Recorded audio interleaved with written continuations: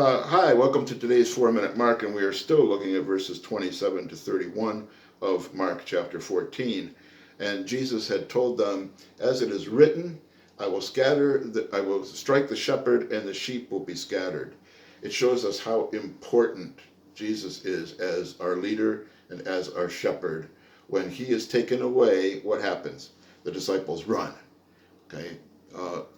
We look to our leaders, and Jesus is our supreme leader. Okay, so what is going on here is the sheep are going to be scattered in answer to prophecy of Zechariah 13, verse 7. But after I have risen, Jesus says, I will go ahead of you into Galilee.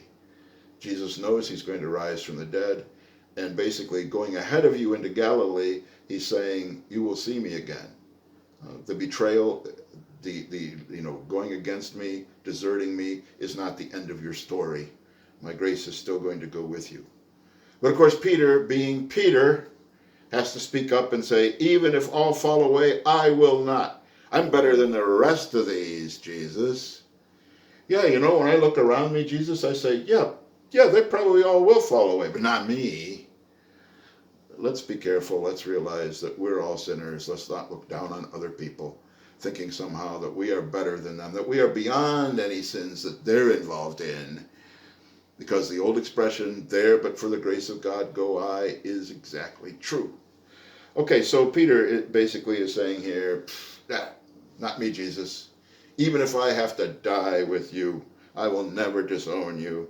And Jesus says, I tell you the truth, Jesus answered. Today, yes, tonight, Jesus is being emphatic here. I want you to get this, Peter, and know this. Before the rooster crows twice, you yourself will disown me 3 times. Peter has set himself up as, the great disciple.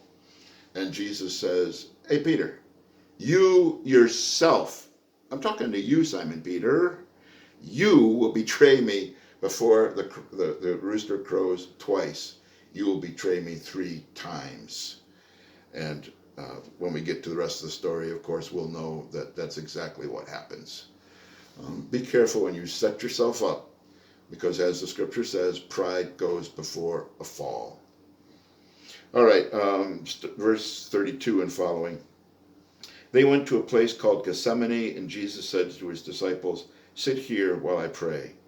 He took Peter, James, and John along with him, and began to be deeply distressed and troubled.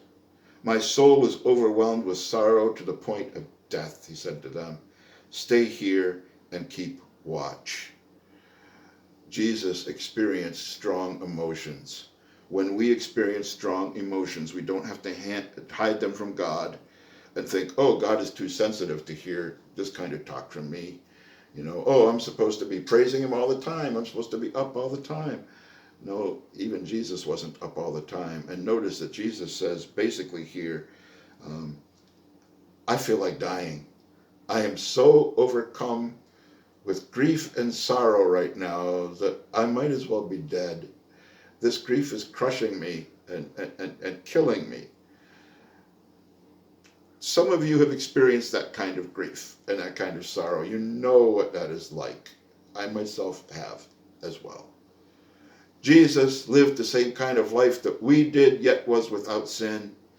We have a high priest who is